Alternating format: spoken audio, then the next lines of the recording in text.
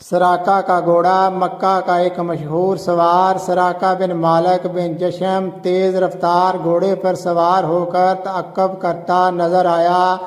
قریب پہنچ کر حملہ کرنے کا ارادہ کیا مگر اس کے گھوڑے نے ٹھوکر کھائی اور وہ گھوڑے سے گر پڑا، مگر 100 اونٹ کا انعام کوئی معمولی چیز نہ تھی۔ انعام کے لالچ نے اسے دوبارہ ابھارا اور وہ حملہ کی نیت سے آگے بڑھا تو حضور صلی اللہ علیہ وسلم کی دعا سے پتھریلی زمین میں اس کے گھوڑے کا پاؤں گھٹنوں تک دھنس گیا۔ سراقہ یہ معجزہ دیکھ کر خوف و دہشت سے کانپنے لگا اور امان امان پکارنے لگا۔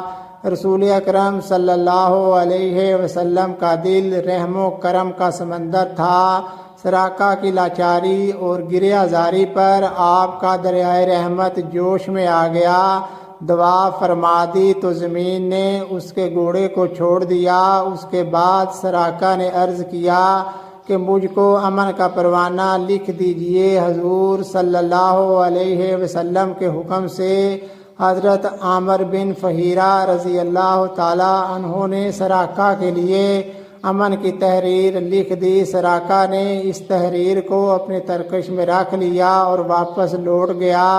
راستے میں جو شخص بھی حضور صلی اللہ علیہ وسلم کے بارے میں دریافت کرتا تو سراقہ اس کو یہ کہہ کر لوٹا دیتے کہ میں نے بڑی دور تک بہت زیادہ تلاش کیا مگر حضرت محمد صلی اللہ علیہ وسلم اس طرف نہیں ہیں۔ واپس لوٹتے ہوئے سراقہ نے کچھ سامان سفر بھی حضور صلی اللہ علیہ وسلم کی خدمت میں بطور نذرانے کے پیش کیا مگر حضرت محمد صلی اللہ علیہ وسلم نے قبول نہیں فرمایا۔ سراقہ اس وقت تو مسلمان نہیں ہوئے مگر حضور صلی اللہ علیہ وسلم کی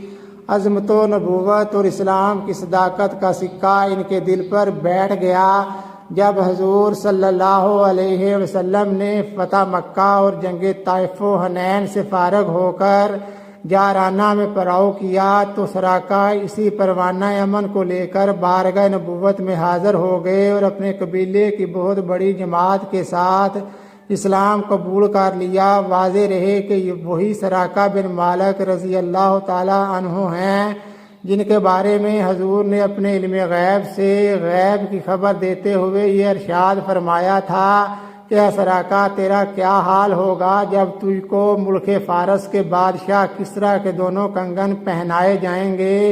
اس ارشاد کے برسوں بعد حضرت عمر فاروق رضی اللہ تعالی عنہ کے دور خلافت میں ایران فتح ہوا اور کسریٰ کے کنگن دربار خلافت میں لائے گئے تو امیر المومنین حضرت عمر فاروق رضی اللہ تعالی عنہ نے